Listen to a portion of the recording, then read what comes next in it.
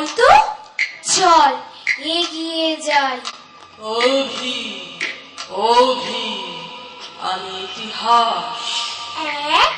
ইতিহাস আবার কথা বলে নাকি? ওরে ভূত, চলে আয়। দাঁড়াও বন্ধুর দল, ভয় পেও না, ভয় পেও না, তোমাদের জন্যই তো আমার কথা বলা। আমি ভূত, ভবিষ্যৎ, বর্তমান, তিন কালের সাক্ষী। আমরা শিশুর দল, কঠিন কথা বুঝি না, আমাদের একটু বুঝিয়ে বলো। অনাদিকাল থেকে সময়ের সঙ্গে তাল মিলিয়ে ছন্দে ছন্দে এগিয়ে চলেছি।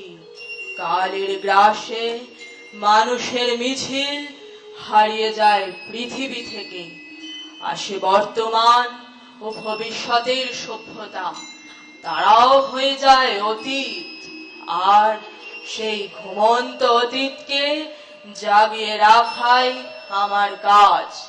বিশ্বের প্রাচীনতম সভ্যতার সাক্ষী, কত রাজ কাহিনী, কত দৃশ্যপটের চিত্রকর আমি।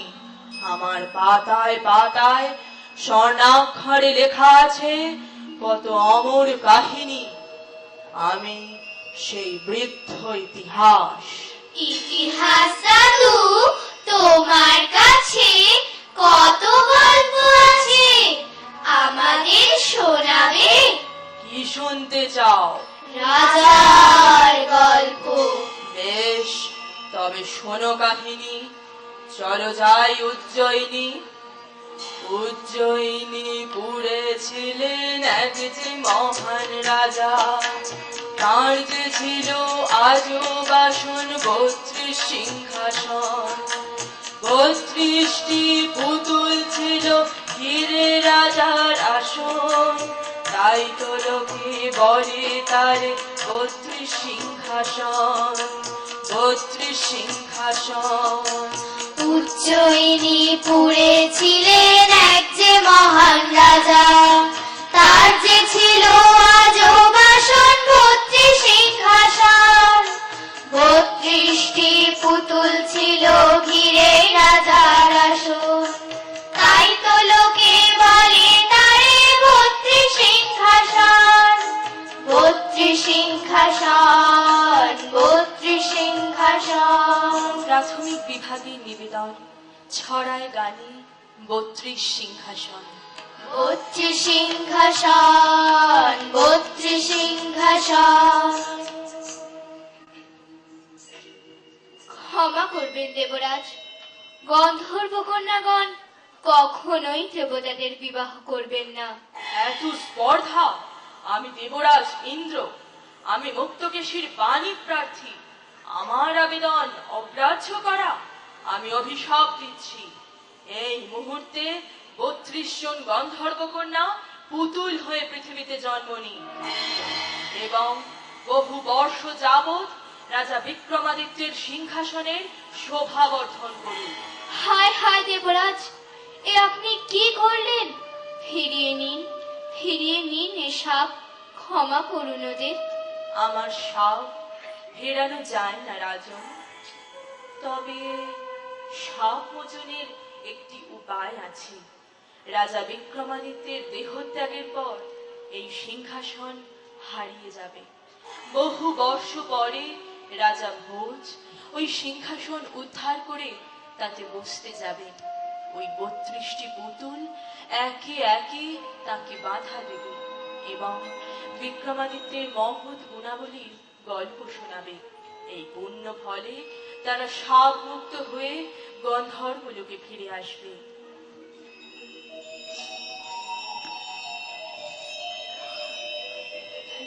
শাপগ্রস্ত গন্ধর্ব কন্যাগণ পুতুল রূপ নিয়ে পৃথিবীতে নেমে এলো, আশ্রয় নিল বিক্রমাদিত্যের সিংহাসন। সেই থেকে ৩২ সিংহাসন ইতিহাসের এক কিংবদন্তি। বিক্রমাদিত্যের দেহত্যাগের প্রায় ১০০ বর্ষ পর রাজা ভোজ ৩২ সিংহাসনটি মাটির তলা থেকে উদ্ধার করে এর সংস্কার সাধন করেন। আজ রাজা ভোজ নতুন সিংহাসনে বসবেন, তাই রাজসভা উৎসব মুখর। ওম দো শান্তি, অন্তরিক্ষ শান্তি, পৃথিবী শান্তি, আপঃ শান্তি, বনস্পতয়ঃ শান্তি। ওম শান্তি, ওম শান্তি, ওম শান্তি।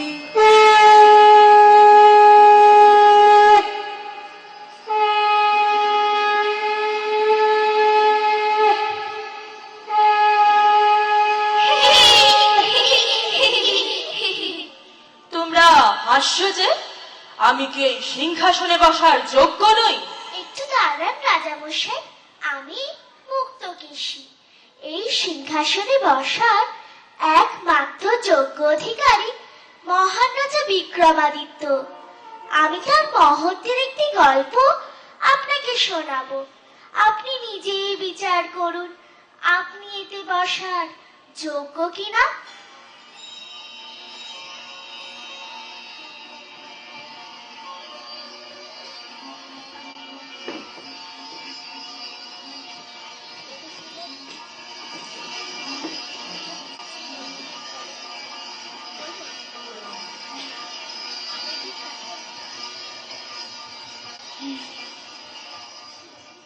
রাজা বিক্রমাদিত্য রাজসভায় পাত্রমিত্র নিয়ে বসে আছেন।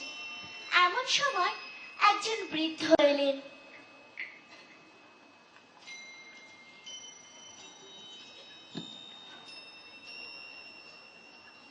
প্রণাম রাজা মশাই। আসুন আসুন। রাজা মশাই, সারাদিন ঘুরে ঘুরে আমি ক্লান্ত। এই টিয়াটি বিক্রি করতে পারছি না।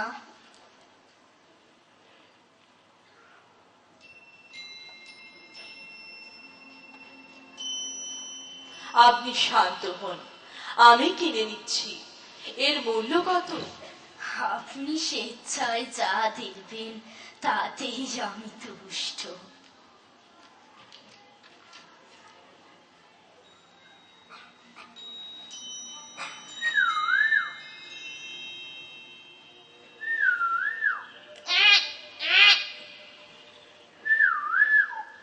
এই নিন ১,০০০ স্বর্ণ মুদ্রা।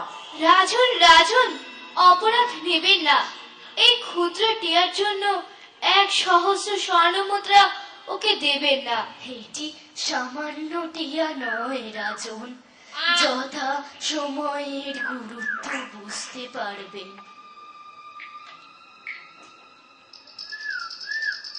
জয় রাজা বিক্রমাদিত্যের জয়, জয় রাজা বিক্রমাদিত্যের জয়, জয় রাজা বিক্রমাদিত্যের জয়, জয় রাজা বিক্রমাদিত্যের জয়। রাজামশাই, যদি অনুমতি করেন তবে এত মূল্য দিয়ে কেনা টিয়ার জন্য একটি সোনার খাঁচা নিয়ে আসি। তাই হোক।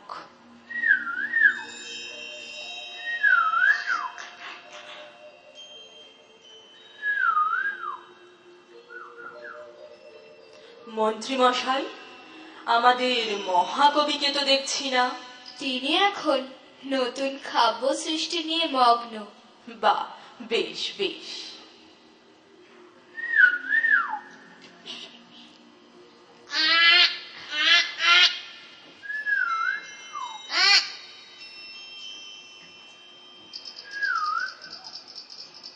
হরে কৃষ্ণ, হরে কৃষ্ণ, কৃষ্ণ কৃষ্ণ, হরে হরে, হরে রাম, রাম রাম, হরে হরে।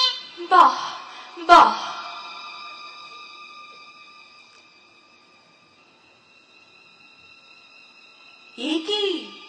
এ কি টিয়া? এ কি দেখছি? রাজা, আমি হরিনাম করলে আমার মুখ থেকে মণি, মুক্ত, হিরে, মানিক বেরিয়ে আসে। তাই তো, অদ্ভুত। সত্যি অদ্ভুত। তবে তো রাজামশাই, আপনি সঠিক মূল্যই দিয়েছেন।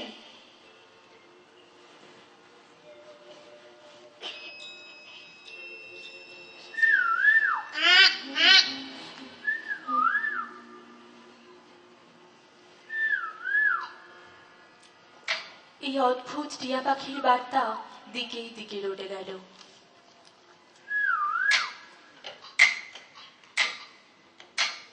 ভিক্ষাং দেহি মে রাজন। প্রণাম স্বীকার করুন ভগবান। কি পেলে আপনি সন্তুষ্ট হবেন? শুনলাম আপনি একটি পাখি কিনেছেন। সে পাখি হরিনাম করলে মুখ থেকে মণি, মুক্ত, হিরে, মানিক বেরিয়ে আসে।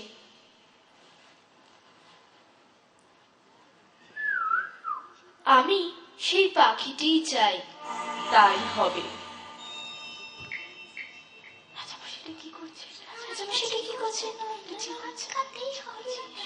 গ্রহণ করুন, সন্তুষ্ট হন ভগবান।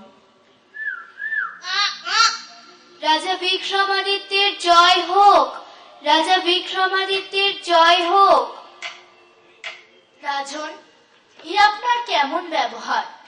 এত মূল্যবান টিয়াটিকে দান করা আপনার ঠিক হয়নি। আপনারা অযথা উদ্বিগ্ন হচ্ছেন। প্রার্থীকে তার কাম্য বস্তু দান করাই রাজার ধর্ম। ধন মান কিছুই চিরদিন থাকে না, তাই এসবে আমার অধিকার বোধ নেই। তাছাড়া এ রাজ্যে সম্পদের অভাব নেই, তাই অতি লোভ করা উচিত নয়।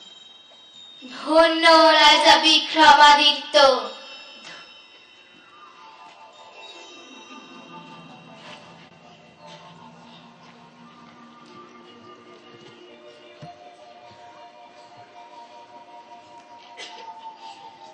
ভোজ রাজাকে বিক্রমাদিত্যের মহত্বের কাহিনী শুনিয়ে মুক্তকেশী গন্ধর্বলোকে ফিরে গেল। মুক্তকেশী গন্ধর্বলোকে ফিরে যাওয়ার পর প্রতিটি পুতুল রাজা ভোজকে বিক্রমাদিত্যের মহৎ গুণাবলীর কাহিনী শুনিয়ে শাপ মুক্ত হয়ে গন্ধর্বলোকে ফিরে গেল।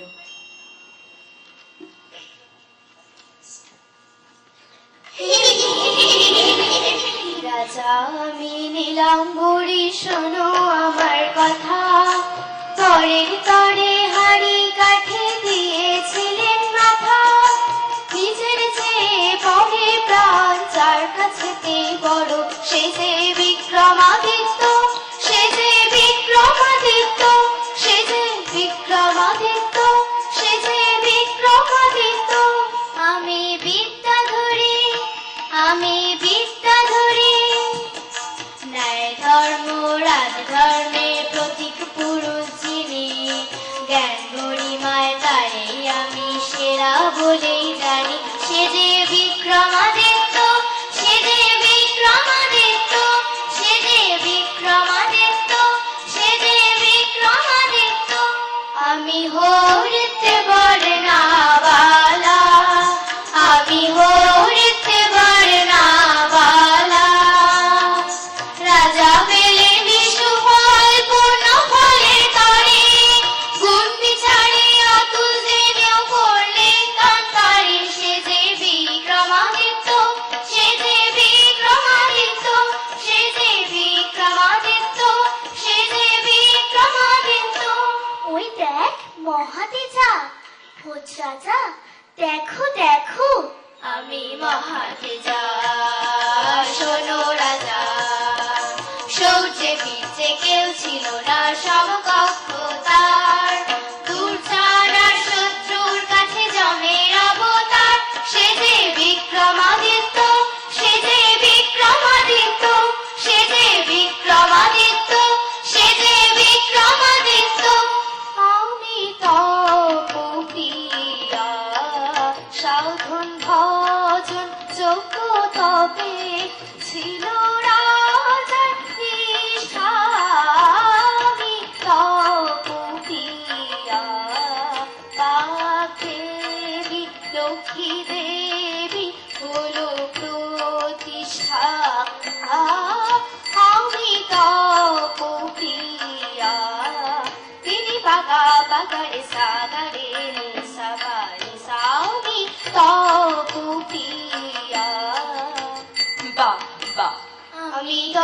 পার্বতী